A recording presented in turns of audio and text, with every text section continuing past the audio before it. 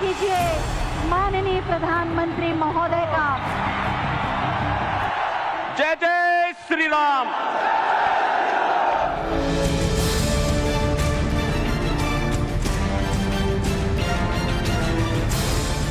ये देश गन्ने की मिठास को एक नई उड़ान देगा या जिन्ना के अनुयायियों से फिर दंगा करवाने की शरारत करवाएगा?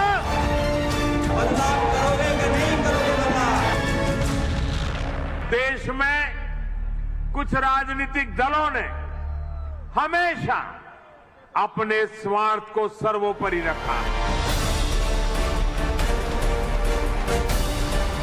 ये सरकार का हवाई अड्डा बिक गया।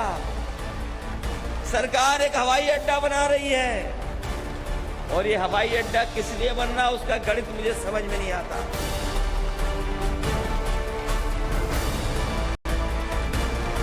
जिना was the first and foremost dignitary थे हम इंडियन नेशनल कांग्रेस के लिए, जिसे नेहरू से ज्यादा इम्पोर्टेंट थे वो। भारत माता की, भारत माता की। नमस्कार दर्शकों, मैं हूं नाविका कुमार। सवाल पब्लिक का शो पर आप सबका स्वागत है। प्रधानमंत्री मोदी जी ने आज उत्तर प्रदेश के जेवर में इंटरनेशनल एयरपोर्ट का शिलान्यास किया। जेवर दिल्ली से तकरीबन 40 किलोमीटर दूर है। ऐसा बताया जा रहा है कि जब ये बनकर तैयार होगा एयरपोर्ट तो दुनिया का चौथा सबसे बड़ा एयरपोर्ट होगा। आज इस एयरपोर्ट की नींव बहुत भव्य तरीके से रखी गई। प्रधानमंत्री मोदी जी के साथ आज उत्तर प्रदेश के मुख्यमंत्री योगी आदित्यनाथ भी वहां मौजूद थे। आने वाले उत्तर प्रदेश चुनाव से ठीक पहले इस शुरुआत को बीजेपी विकास का जेवर बता रही है और आज इसी मंच से योगी आदित्यनाथ और नरेंद्र मोदी ने यूपी चुनाव का एजेंडा भी सेट करने की कोशिश की।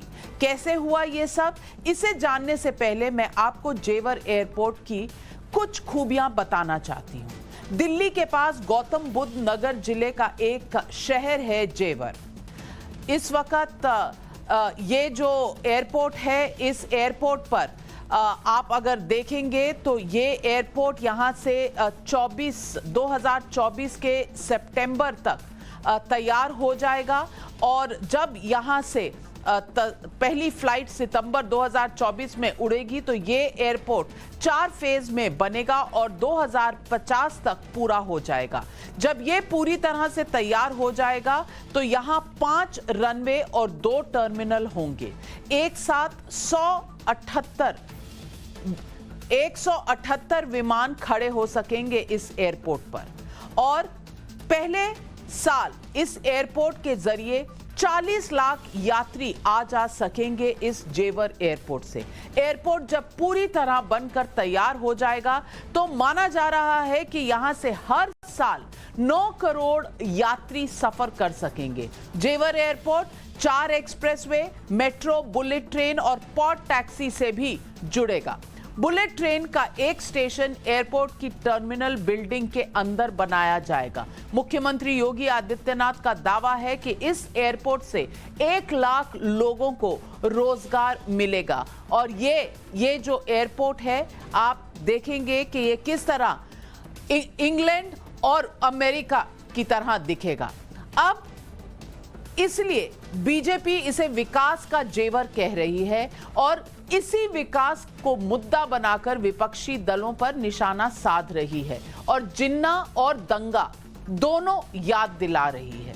जेवर पश्चिमी उत्तर प्रदेश में आता है। पश्चिमी उत्तर प्रदेश को किसानों का गढ़ माना जाता है। राकेश टिकैत भी यहां से आते हैं। किसान आंदोलन के मंच पर जो उन्होंने कहा, जो विरोध किया, वो आंच यहां आज नजर आती है। पश्चिमी उत्तर प्रदेश में विधानसभा की 110 सीटें हैं और 2017 के विधानसभा चुनाव में बीजेपी को इस इलाके में 88 सीटें यानी 88 सीटें मिली थी। गन्ना इस इलाके की सबसे बड़ी उपज है, इसलिए योगी आदित्यनाथ ने यहां गन्ना और गन्ने का जिक्र किया और करके किसानों को संदेश दिया। जिन्ना और दंगा का भी जिक्र करके बिना नाम लिए समाजवादी पार्टी पर आज हमला बोल दिया। आपको पहले सुनना चाहिए योगी आदित्यनाथ ने क्या कहा। गन्ने की मिठास को कुछ लोगों ने कड़वाहट में बदल करके यहां पर दंगों की एक जो श्रृंखला खड़ी की थी, आज ये देश के अंदर एक नया द्वंद्व बना है कि देश गन्ने की मिठास को एक नई उड़ान देगा या जिन्ना के अनुयायियों से फिर दंगा करवाने की शरारत करवाएगा। और यही तय करने के लिए आज आप सबका आह्वान करने के लिए मैं स्वयं आपके बीच यहां पर उपस्थित हुआ हूं। आज से करीब 3 महीने बाद उत्तर प्रदेश में चुनाव हैं और योगी का ये बयान इस चुनाव से बिल्कुल भी अलग नहीं है। इसे आप ऐसे समझिए कि योगी ने जेवर से उत्तर प्रदेश चुनाव का एजेंडा सेट कर दिया, मुद्दे बता दिए। आप समझिए कि गन्ना, जिन्ना और दंगा के जरिए किस तरह पश्चिमी यूपी के 110 सीटों पर जीत वाला दाव चला गया आज इस शिलान्यास के मौके पर। गन्ने की मिठास जिसका जिक्र करके योगी ने नाराज किसानों को खुश करने की कोशिश की और गन्ने की मिठास को विकास और बीजेपी से जोड़ दिया, क्योंकि गन्ना यहां की उपज है, किसान नाराज है और नाराज किसान को कैसे मनाना है ये फॉर्मूला ढूंढ रहे हैं योगी आदित्यनाथ। जिन्ना शब्द का जिक्र करके योगी ने सीधे अखिलेश यादव को निशाने पर लिया, क्योंकि अखिलेश ने कुछ रोज पहले जिन्ना का नाम गांधी, पटेल और नेहरू के साथ लिया और आजादी दिलाने में उनकी एक समान भूमिका का जिक्र किया। इसलिए जिन्ना इस चुनाव में बहुत अहम भूमिका निभा रहे हैं और ये एक सियासी निशाना लगाया योगी आदित्यनाथ ने, क्योंकि अखिलेश यादव को घेरना था। योगी ने दंगे का भी जिक्र किया और पश्चिमी उत्तर प्रदेश के इलाके में दंगे का जिक्र करना मतलब मुजफ्फरनगर का दंगा याद कराना है, जो 2013 में अखिलेश सरकार के दौरान हुआ था। और दंगे की बात करके आज योगी आदित्यनाथ ने यही याद दोबारा छेड़ने की कोशिश की और इस शब्द के जरिए योगी ने विकास बनाम सांप्रदायिकता की सियासी लकीर खींचने की कोशिश की। योगी जहां निशाने पर अखिलेश को ले रहे थे, वहीं प्रधानमंत्री मोदी ने जेवर के मन से परिवारवाद का मुद्दा उठाकर समाजवादी पार्टी के साथ साथ कांग्रेस को भी घेरा। मोदी ने कहा कि पहले की सरकारें सिर्फ घोषणाएं करती थीं और विकास अपने परिवार का ही करती थी। सुनिए प्रधानमंत्री मोदी ने और क्या कहा। हमारे देश में कुछ राजनीतिक दलों ने हमेशा अपने स्वार्थ को सर्वोपरि रखा है। इन लोगों की सोच रही है अपना स्वार्थ, सिर्फ अपना खुद का, परिवार का या जहां रहते उस इलाके का, उसी को वो विकास मानते थे। जबकि हम राष्ट्रप्रथम, नेशन फर्स्ट की भावना पर चलते हैं। सबका साथ, सबका विकास, सबका विश्वास, सबका प्रयास, यही हमारा मंत्र है।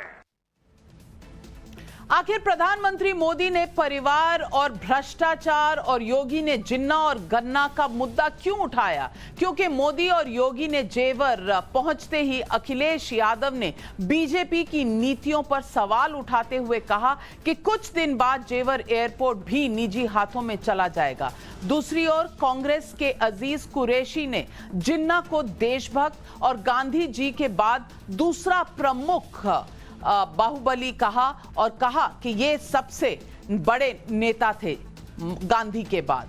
और इसी के बाद मोदी और योगी को मौका मिल गया ये मुद्दा उठाने का। तो पब्लिक आज सवाल पूछ रही है और सवाल पूछ रही है कि क्या यूपी में विपक्ष को जिन्ना प्रेम महंगा पड़ेगा?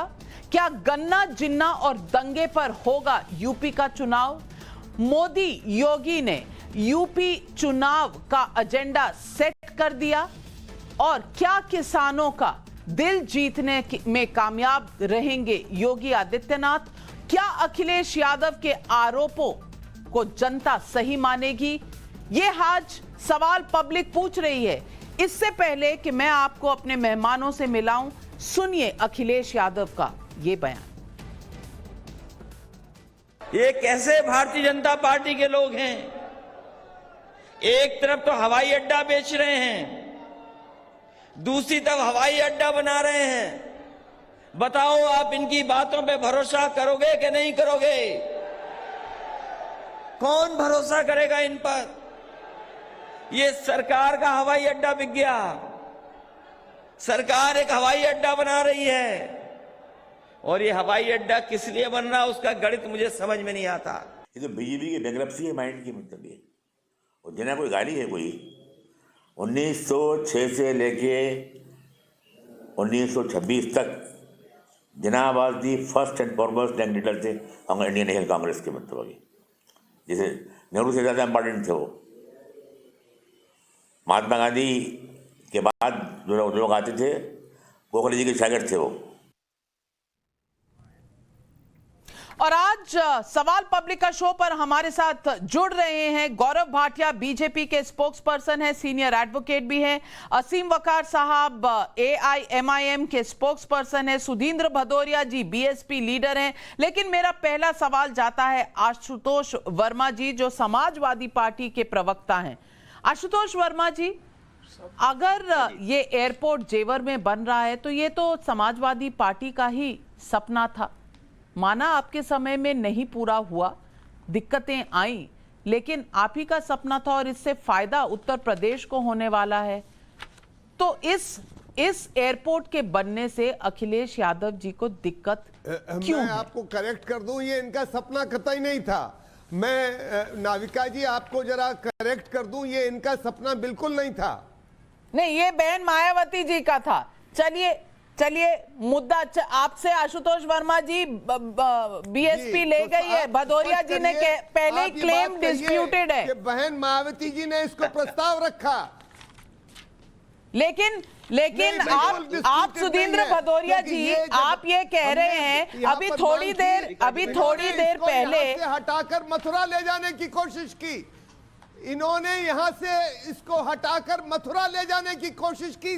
अगर आप चाहें तो इस पर अकेले आप डिबेट कराइए, मैं बैठने के लिए तैयार हूं। और ये मथुरा ले जा रहे थे इसलिए क्योंकि ये नहीं चाहते थे कि जेवर के अंदर इंटरनेशनल एयरपोर्ट बने, जो बहन मायावती जी ने प्रस्ताव रखा था। आशुतोष वर्मा जी, ये आपका था नहीं, और अगर योगी जी ने बना दिया तो दिक्कत क्या है? देखिए नविका जी, ना ही किसी ने बना दिया तो दिक्कत था और ना ही इसके लिए कभी समाजवादी पार्टी इसके विरोध में। देखिए उत्तर प्रदेश में कोई भी काम होता है तो उत्तर प्रदेश की 24 करोड़ की जनता के लिए है, और वही सपना जो अखिलेश यादव लेके आए थे, वही सपना की विकास की दौड़ में सबसे आगे होना चाहिए। हमें खुशी है आज भारतीय जनता पार्टी सांप्रदायिकता के मुद्दे से हट के विकास की बात करने लगी है। डर इस बात का है कि इस देश के, इस प्रदेश के 24 करोड़ लोगों के टैक्स से बना हुआ ये एयरपोर्ट जब 2024 में लोकसभा का चुनाव हो रहा होगा, जिसका उद्घाटन होगा, उस समय ये किनके हाथों में चला जाएगा, इसलिए डर है। क्योंकि हिंदुस्तान की सरकार ने 2024 तक हवाई अड्डों से 3,660 करोड़ रुपए अर्जित करने का लक्ष्य रखा है, और अब तक बनारस, भुवनेश्वर, अमृतसर, त्रिची, इंदौर, रायपुर के 6 प्रमुख हवाई अड्डे दे दिए हैं। कुछ छोटे भी दिए हैं, सरसुरगुद्दा, गया, कुशीनगर, कांगड़ा, तिरुपति, जबलपुर, जलगांव भी बेच दिए हैं। तो बेचने के मामले में हमारे टैक्स के पैसे से बनाया हुआ चीज ये बहुत तेजी से सरकार करती है। हम इनको आश्वस्त करना चाहते हैं कि 2022 में जब अखिलेश यादव मुख्यमंत्री होंगे यहाँ के, तो ना ये बेच पाएंगे, ना इस तरीके के ये काम कर पाएंगे। गौरव भाटिया जी, समाजवादी को पार्टी को प्रॉब्लम नहीं है, लेकिन इन्होंने शायद सिंधिया जी का बयान नहीं सुना। अभी थोड़ी देर पहले मैंने उनसे इंटरव्यू किया था, तो उन्होंने कहा कि ये सपना तो राजनाथ सिंह जी के समय का है, 2001 का है। तो अगर किसी को इसका श्रेय लेना चाहिए तो जब राजनाथ सिंह जी मुख्यमंत्री थे जेवर एयरपोर्ट का, तब से तब से आइडिया था और इस पर बातचीत चल रही थी। तो गौरव भाटिया, ये किसका एयरपोर्ट है?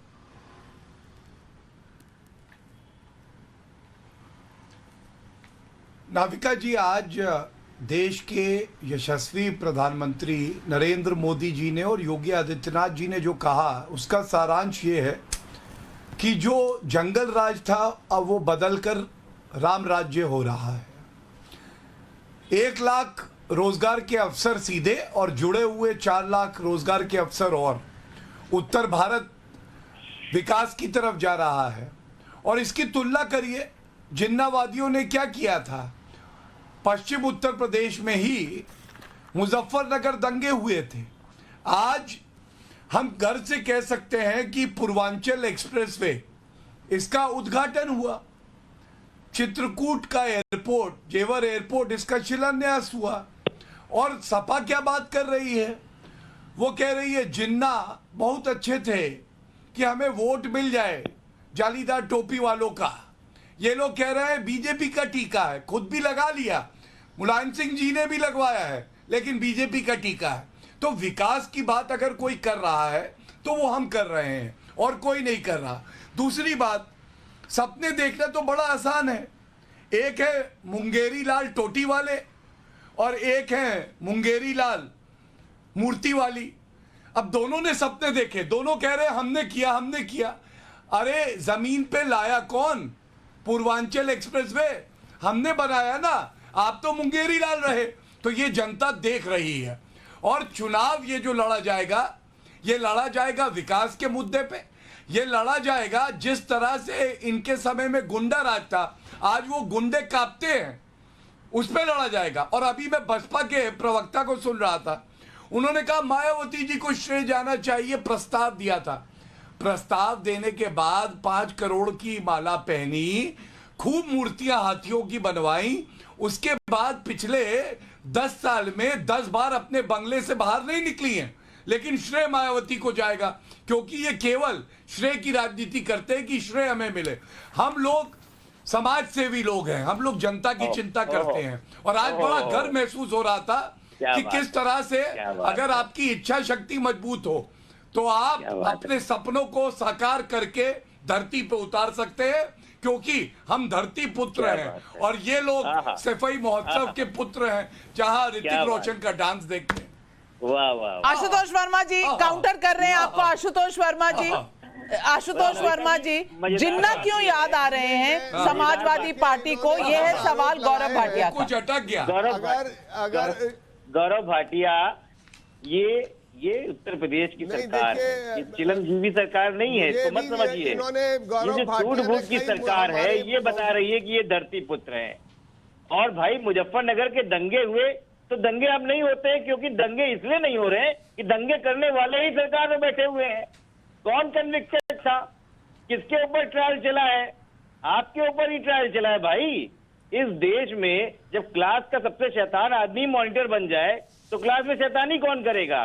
तो ये बातें हिंदुस्तान को मत बताओ। और ये यशस्वी प्रधानमंत्री, जब से देश नहीं बिकने दूंगा तब से लाल किले से लेके रेलवे, टेप, बंदरगाह, स्टेडियम, गैस पाइपलाइन, मुझे तो बता कि कुछ नहीं बचा। तो मैं हट जाता हूं। भदौरिया जी आप ही के पास आ रही हूँ, आप ही के पास आ रही हूँ। एयरपोर्ट की फ्लाइट जब तक आपके पास पहुंचेगी उससे बहुत पहले मैं आपके पास पहुंच जाऊंगी। भदौरिया जी, दोस्तों के लिए बनाते जा रहे हैं और बेचते जा रहे हैं, बनाते जा रहे हैं, बेचते जा रहे हैं। ये जिस प्रदेश में चुनाव लड़ने जा रहे हैं, राजधानी का एयरपोर्ट बेच डाला। और तो सुनिए, जिस रास्ते छोड़ बेच दिए, बंदरगाह बेच दिए। अरे नविका जी, हमको डर है किसी दिन ये पार्लियामेंट भी बेच देंगे, क्योंकि इनकी आदर है कि पूत कपूत तो क्या धन संचय और पूत सपूत तो क्या धन संचय। तो पैसा कमाने से हम टैक्स पेयर को, अगर अंबानी और अडानी को ही सब कुछ बेचना है, तो इस देश की जनता यशस्वी प्रधानमंत्री से कहता है भाई बस करो, अब मत करो, अब थोड़ा रुक जाओ। भदौरिया जी, आपके ऊपर और आपकी पार्टी के ऊपर भी गौरव भाटिया जी ने कुछ कहा, तो आप उस पर रिएक्ट करना चाहते थे। मैं आपकी तरफ आती हूँ, जी बोलिए। मैं देखिए इस पे संपूर्ण रूप से अपना उत्तर देना चाहूँगा, क्योंकि चाहे समाजवादी पार्टी हो चाहे भारतीय जनता पार्टी हो, दोनों ही लोग, एक पार्टी मुल्ला मुलायम और जिन्ना की बात करती है, ये हिंदुत्व के नाम पर लिंचिंग करते हैं, और दोनों टकराव करके जिस प्रकार से मुजफ्फरनगर के अंदर दंगा हुआ, तो मैं इस दंगे की बात को यहाँ पर इस विषय नहीं है, पर इन्होंने फिर भी बना दिया है, मैं उत्तर देना चाहूंगा। जहां तक जेवर इंटरनेशनल एयरपोर्ट है, ये बहन मायावती जी का वास्तव में सपना था, उसका प्रस्ताव भी आया और यूपीए ने उस प्रस्ताव को रद्द इस बात पर किया था कि ये 100 किलोमीटर के रेडियस के दायरे के अंदर है, इसलिए बहन मायावती जी जो ये चाहती थी ये नहीं होने दिया। समाजवादी पार्टी की सरकार आई, और जैसा समाजवादी पार्टी का चरित्र है, वो हर चीज सैफई ले जाना चाहते हैं। मैं आपको बताऊं, इन्होंने अपने गांव सैफई में कई हजार करोड़ रुपए खर्च करके एक एयरपोर्ट बनाया। इसकी आप जांच कर सकती हैं, इस पर आप वहां पर चाहें तो स्वयं जाकर देख सकती हैं। उस पर केवल मुलायम सिंह जी के परिवार का प्लेन ही उतरता है, और कई हजार करोड़ रुपए खर्च हुए हैं, और इसके अलावा कोई दूसरी फ्लाइट नहीं जाती है। तो ये तो इनका एक ही जा सके, तो गंगा एक्सप्रेसवे बनाने का भी प्लान बहन मायावती जी का था, जो सहारनपुर को बलिया से जोड़ने का इरादा था। तो ये दोनों पार्टियां श्रेय ले रही हैं, पर बहन मायावती जी, मेट्रो हो तो बहन मायावती जी की कल्पना, जेवर इंटरनेशनल एयरपोर्ट हो तो अच्छी बात है भदौरिया जी, अच्छी बात है भदौरिया जी। अगर बहन मायावती का प्लान था तो फिर दोबारा चुनाव में जीतेंगी तभी तो प्लान पूरा होगा, नहीं तो प्लान तो धरा का धरा रह जाएगा। और इसीलिए सवाल इस वक्त ये है कि असीम बकार साहब, असीम बकार, सही है, हम नहीं जीते तो भाई वो तो हार जीत सबकी रहती है। भारतीय जनता पार्टी कई बार हार चुकी, समाजवादी पार्टी कई बार हार चुकी, हम कई बार हार भी चुके, कई बार जीत भी चुके। 5-4 बार मुख्यमंत्री रही हैं बहन मायावती जी, और याद रखिए 2022 के चुनाव में 5वीं बार उत्तर प्रदेश की मुख्यमंत्री बनेंगी बहन मायावती जी। सईद असीम वकार साहब, सवाल यह है कि गौरव भाटिया जी कह रहे हैं कि जिन्ना जिन्ना याद करके अखिलेश यादव जाली की टोपी वालों को अपनी तरफ आकर्षित करना चाह रहे हैं। अब इस खेल में आपकी पार्टी और ओवैसी जी का क्या रोल है? आप समाजवादी पार्टी के पीछे बी टीम है कि बीजेपी के पीछे बी टीम है, या बहन मायावती जी के पीछे बी टीम बनेंगे? कहां जा रहे हैं आप? देखिए, सबसे पहले तो जिना वाली बात पे बोल दूं, जिना मुर्दाबाद, जिना मुर्दाबाद। दूसरी बात, हिंदुस्तान का कोई भी मुसलमान जो जिना के साथ नहीं गया वो भारत से प्यार करता था, इसलिए नहीं गया। कोई भी आदमी जिना से प्यार नहीं करता। देश की आज़ादी से लेकर आज तक एक भी मुसलमान ऐसा नहीं दुनिया हिंदुस्तान में मिला होगा जिसने जिना की या तो कभी बर्थ एनिवर्सरी बनाई हो या डेथ बनाई हो। हमसे मतलब नहीं जिना का, जिन्होंने बोला उनसे बात कीजिए। दूसरा सवाल आपका है कि हम किसकी बी टीम? योगी जी कह रहे हैं सपा की बी टीम, सपा कह रही है बीजेपी की बी टीम। तो आपके चैनल के जरिए से गुजारिश ये है कि योगी जी, मोदी जी, अखिलेश जी, मायावती जी, अरविंद केजरीवाल, प्रियंका जी, राहुल जी, सबको बिठाइए एक कमरे में और कहिए पहले ये तय कर लो कि हम टीम किसकी हैं, MIM वाले किसकी बी टीम है, ये मालूम तो हो देश को। तीसरा सवाल आपने मुझसे पूछा नहीं, वो है जेवर एयरपोर्ट।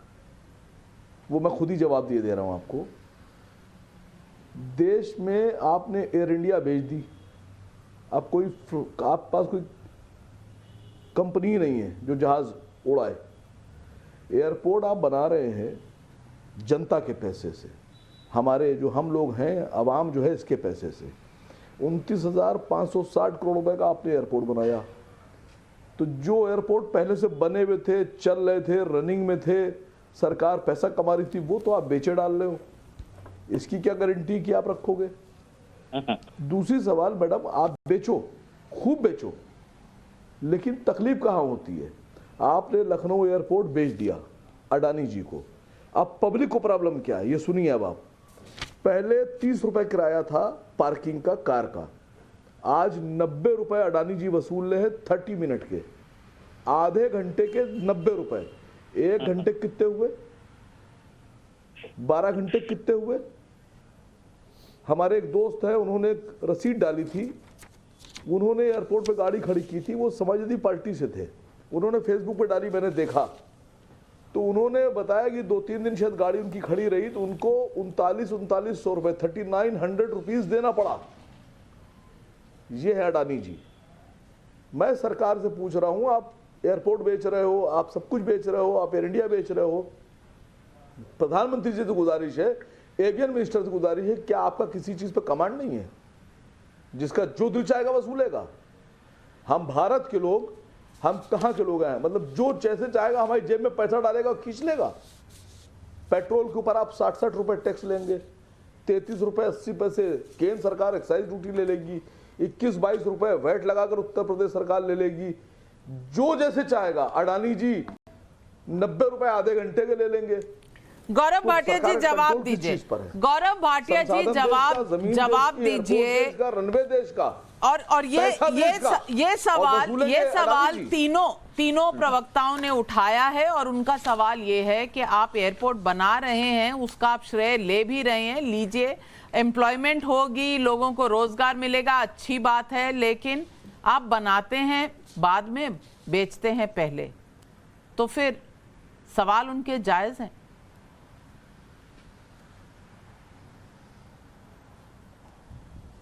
नाविका जी, होता क्या है जब आदमी असल जिंदगी में आमिर खान की मूवी गजनी देख लेता है और अपनी याददाश्त को छोड़ आता है और चर्चा पे आता है नाविका कुमार जी जैसी एंकर के सामने, तो फिर सत्य तो बाहर आएगा ही आएगा। निजीकरण दिल्ली का और मुंबई एयरपोर्ट का तो यूपीए के समय में हुआ था, ऐसा कुछ याद आ रहा है मुझे, और उसमें तो ओवैसी जी समर्थन दे रहे थे सरकार को। अच्छा, तब निजीकरण अच्छा था, अब नया एयरपोर्ट बनाया जा रहा है तो वो बुरा है। ओ, ये लॉजिक के कुछ ठीक लगा। ये मुस्लिमीन पार्टी की तरफ से आ सकता है जो धर्मनिरपेक्षता की भी बात करे। नाम में मुस्लिमीन, लेकिन मैं हूं धर्मनिरपेक्ष। लेकिन राजभर जी आपके साथ थे, कुछ दिन पहले छोड़ के चले गए, तो बड़ा झटका बड़ी धीमे से लगा है, अभी संतुलन आने में थोड़ा टाइम लगेगा। लेकिन सपा से मैं जरूर कुछ कहना चाहूंगा। सपा की देखिए मजबूरियां, आप सपा आम आदमी पार्टी से बात कर रही है। मेरे हाथ में क्या है? आम आदमी पार्टी के अरविंद केजरीवाल ने श्रद्धेय मुलायम सिंह यादव जी के लिए कहा वो भ्रष्टाचारी नेता है नाविका जी, और उनको संसद में घुसने नहीं देना है, ये कहा। और आज अखिलेश यादव उनसे हाथ मिला रहे हैं। मैं समझता हूं मुलायम सिंह यादव जी को तो बहुत दर्द होगा इस बात का कि उनको भ्रष्टाचारी जो बुलाता है उसके साथ अखिलेश यादव खड़े हो जाते हैं। और ऐसा क्यों है नाविका जी? अपनी टांगों में दम नहीं है और दूसरों की बैसाखियां ढूंढ रहे हैं। लेकिन जिस भी धावक में दम होगा वही जीतेगा, क्योंकि हम अपनी ताकत से दौड़ते हैं, दूसरों की बैसाखियों से नहीं। गौरव भाटिया जी, आपको क्या दिक्कत है? अगर वो आम आदमी पार्टी के साथ दोस्ती बढ़ाना चाहते हैं तो आप तो कहते ही हैं सबका साथ, सबका विकास, सबका विश्वास, तो कोई बात नहीं। पहले शायद विश्वास ना हो, अब हो रहा है, तो इसमें दिक्कत क्या है? कोई दिक्कत है? वकार साहब, आप कुछ कहना चाह रहे हैं? मैं कुछ बात मैं ये कहना चाह रहा हूं कि मैंने एक बार भी किसी तरह से किसी धर्म की बात नहीं की। मैंने आम आदमी की बात की है। हिंदू भी चलते हैं, मुसलमान भी चलते हैं, सबकी बात कर रहा हूं। सरदार भी हैं, ईसाई भी हैं, जैन है। नहीं, क्या आपके लीडर ने ये नहीं कहा था कि मुसलमान डेप्यूटी सीएम बनाएंगे? पूछ रहा हूं, गजनी है आप। ये केंद्र सरकार दिलाइए, ये केंद्र सरकार मुसलमान डेप्यूटी सीएम बनाएंगे, साल में 4 बदलेंगे, सीटें आएंगी 0, 2 लाइनें बोले, और 20 जो है ये डेप्यूटी सीएम बना देंगे। पूछिए इनसे। नहीं, मेरे सवाल का उत्तर सवाल तो सही उठाया है गौरव भाटिया ने। आप कह रहे हैं आपने धर्म की बात नहीं की, लेकिन ओवैसी साहब ने तो कहा था किसी मुसलमान को ही डेप्यूटी चीफ मिनिस्टर होना चाहिए, तो ये क्या धर्म की बात नहीं है? ये खुद कह रहे थे आपके चैनल पे आके। हाँ, सुनिए, मैंने बोला था, सुनिए मैडम, बोल लेने दीजिए। देखिए वो आज मुद्दा उठाऊंगा अभी, एक लाइन और बोल रहा हूं। जितने हाईवेज हैं इन पे जो टोल लगते थे उनका तरीका मैडम ये था कि अगर आप जा रहे हैं और सेम डे वापस आ रहे हैं, तो जैसे जाने का 100 है और सेम डे वापस रिटर्न ले रहे हैं तो 150 में वापस आते थे। आज आपने फास्टैग को भेज दिया, 100 रुपये जाने के और 100 रुपये वापस आने के, तो 50 तो बढ़ गए। और जो हमारे हाईवेज हैं जो आप बना रहे हैं उन पर जो टोल लगा रहे हैं, लगभग 4 करोड़ से ज्यादा गाड़ियां रोज उस टोल को क्रॉस कर रही हैं। 50 रुपए, 40 रुपए, 30 रुपए आपने। वकार साहब, आपको टोल की इतनी दिक्कत है, टोल की दिक्कत है तो सरकार बनाइए, बदल दीजिए नीतियां, बिल्कुल वोट लेकर आइए। लेकिन ये तो बताइए कि जा किसके साथ रहे हैं? डेप्यूटी चीफ मिनिस्टर मुसलमान होगा, ये कॉन्स्टिट्यूशन में धर्म की बात है या धर्म के अलावा कोई बात है? हाँ मैडम, एक चीज और बोल दूं आपसे, आप खींच के ला रही हैं मुझे, पकड़कर मेरी गर्दन से पकड़ के ला रही हैं, हम हिंदू मुसलमान। और मैं कह रहा हूं कि पहले अगर दिल्ली जाते थे लखनऊ से, AC 3 टियर का टिकट लेते थे तो उसमें जो हम लोग को कंबल और बेडरोल मिलता था वो उसमें बहुत नॉमिनल पैसे। सर मैं जानती हूं कि मुद्दे की बात आप ही की बात पे सवाल आप ही से पूछें तो आपको लगता है कि दोषी मैं हूं, मुजरिम मैं हूं, क्योंकि मैं हिंदू मुसलमान कर रही हूं। आपने कहा, ओवैसी जी ने कहा, वो तो धर्म की बात नहीं कर रहे थे।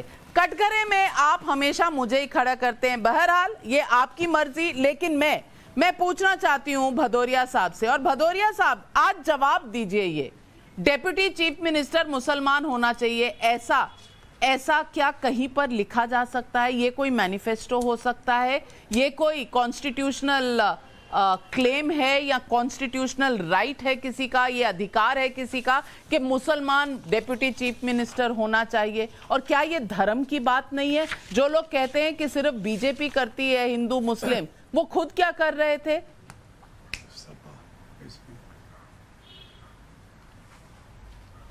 देखिए, एक चीज आप जान लीजिए कि संविधान में इस प्रकार से कोई प्रावधान नहीं हुआ करता, पर मैं ये जरूर कहूंगा कि जब आप भागीदारी चाहते हैं, हिस्सेदारी चाहते हैं, जिस प्रकार से हम चाहते हैं कि दलितों की, शोषितों की, वंचितों की, महिलाओं की, सभी की भागीदारी हो और हर धर्म के लोगों की भागीदारी हो, अब किस पद पर रहें या ना रहें, ये जब सरकार बनेगी वो सरकार के लोग तय करेंगे।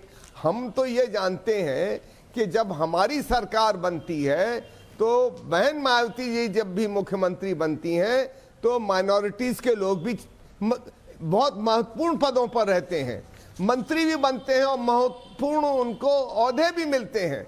इसी प्रकार से सर्व समाज में, चाहे वो अपर कास्ट के लोग हों, चाहे वो ओबीसी के लोग हों, चाहे वो महिलाएं हों, सभी लोगों को स्थान मिलता है। पर यहाँ पर मैं एक चीज ये आज के इस बहस में जरूर जोड़ना चाहूंगा जो योगी जी ने कही कि गन्ने की मिठास को वो लेके आ रहे हैं। गन्ने की मिठास आप लाए होते तो हम ये कहना चाहते हैं कि जब बहन मायावती जी मुख्यमंत्री बनी, मुलायम सिंह हटे, 125 रुपया क्विंटल था गन्ने का भाव। बहन मायावती जी ने 125 रुपए क्विंटल को 250 रुपए किया, दुगना किया जो बीजेपी का वायदा है। तो आज मायावती जी कहाँ हैं? कितनी रैलियों में गई, कितने लोग मिलने आए, बता दीजिए ना मायावती जी कहाँ हैं? हम तो देखना चाह रहे हैं, मिलना चाह रहे हैं उनसे। मायावती जी सम्मेलन कर रही हैं लखनऊ में, लाखों लोगों का सम्मेलन मान्यवर काशीराम जी के उस समय उन्होंने किया। अभी 9 तारीख को पूरे उत्तर प्रदेश के लोग जुटे थे, कई सम्मेलन, सभी जिलों के दौरे, और आपको चौंकाने वाले हम नतीजे लाकर दिखाएंगे जब। चलिए अच्छा है, 9 तारीख की अगर आप बात कर रहे हैं तो आज 25 तारीख है, इंतजार में है हम कि कब बाहर आएंगी। आशुतोष वर्मा जी, गन्ना के जिन्ना मुद्दा क्या है?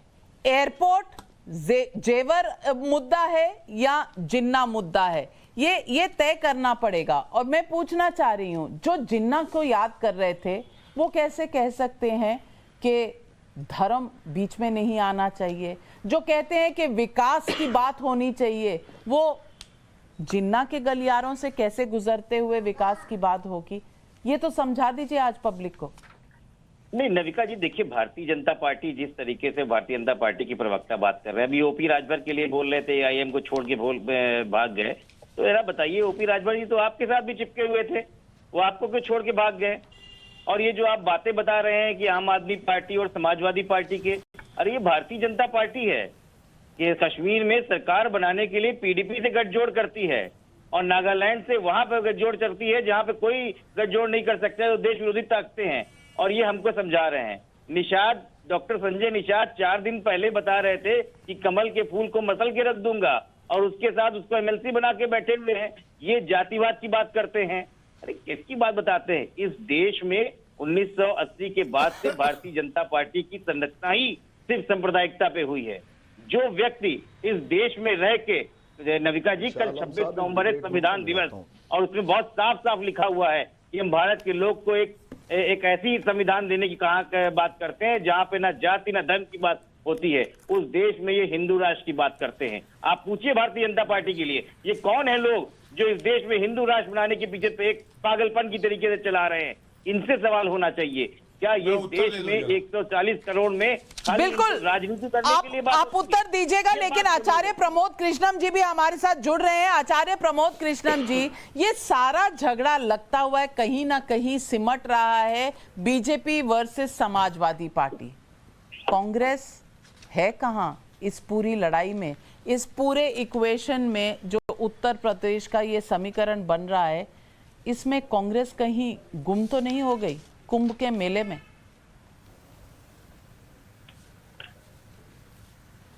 देखिए, उत्तर प्रदेश के अंदर पिछले 32 सालों से कांग्रेस सत्ता से बाहर है, लेकिन कांग्रेस ने और उत्तर प्रदेश में 1989 में कांग्रेस के अंतिम चीफ मिनिस्टर नरेंद्र तिवारी थे। उसके बाद से 3-4 चीफ मिनिस्टर बीजेपी ने दिए, 2-3 बार समाजवादी पार्टी की सरकार रही, मायावती जी की सरकार रही, अभी भी योगी जी की सरकार है। जहाँ तक जाति, धर्म, भाषा, लूट खसोट, जातियों के नाम पे नंगा नाच, ये सब इन 32 सालों की देन है। कांग्रेस पार्टी ने ना कभी जाति की राजनीति करी, ना धर्म की राजनीति करी, और कांग्रेस पार्टी एक सिद्धांत की राजनीति करती है। कांग्रेस पार्टी आज भी उत्तर प्रदेश की जनता से ये निवेदन कर रही है कि अगर आपको जाति पर, धर्म पर और इस तरह की राजनीति के आधार पर सपोर्ट करना है, वोट करना है, तो आप किसी को भी कर सकते हैं। और अगर आप सिद्धांत के नाम पर, राष्ट्रीय एकता के नाम पर और उत्तर प्रदेश में एक अच्छे उत्तम प्रदेश बनाने के लिए आपको वोट करना है, तो कांग्रेस पार्टी को आप वोट करिएगा। हम लोग सिद्धांत से समझौता नहीं करेंगे, हम लोग सेवा की सियासत करते हैं। सत्ता के लिए हम लोग प्रयास करेंगे, लेकिन सत्ता के लिए धर्म और ईमान को हम बेचना नहीं चाहते, ना हम बेचेंगे। सियासत और सत्ता, सियासत और सत्ता के बीच में कांग्रेस पार्टी अभी खुद से समझौता करना चाह रही है। लेकिन गौरव भाटिया, जवाब दीजिए।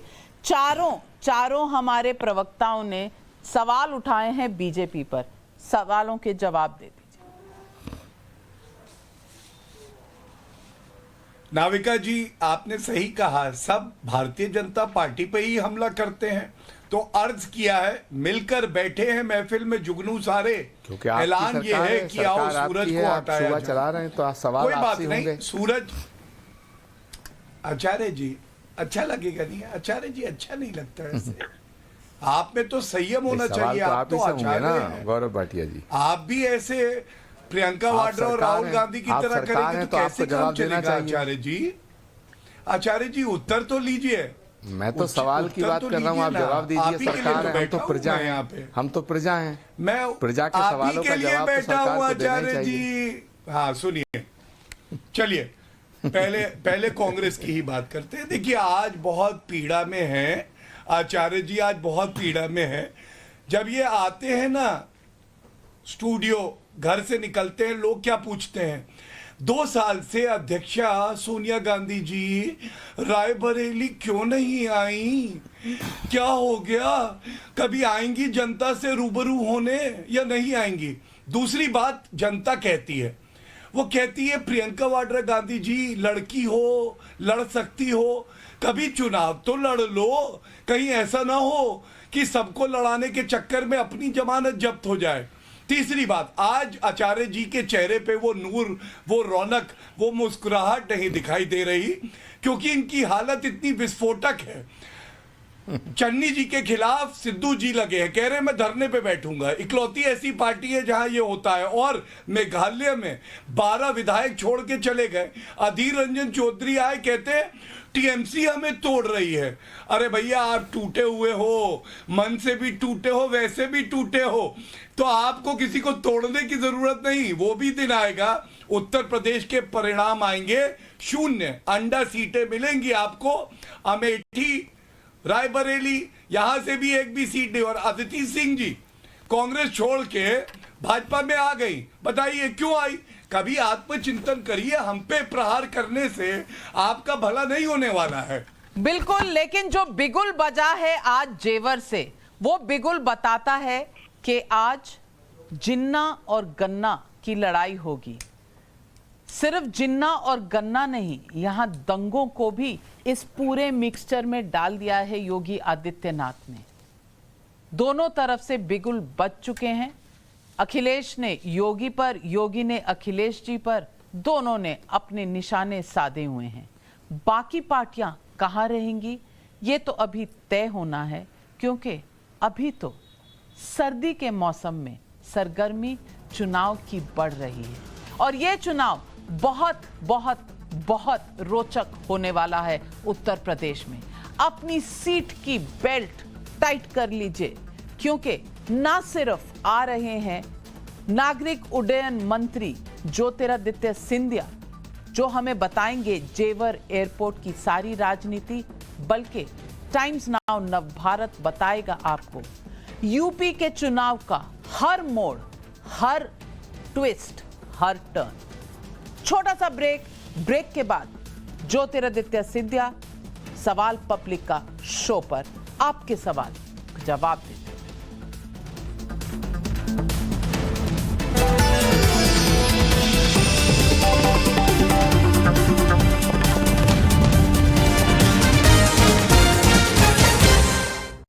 प्रेजेंटेड बाय केंट आरो, जो देता है सबसे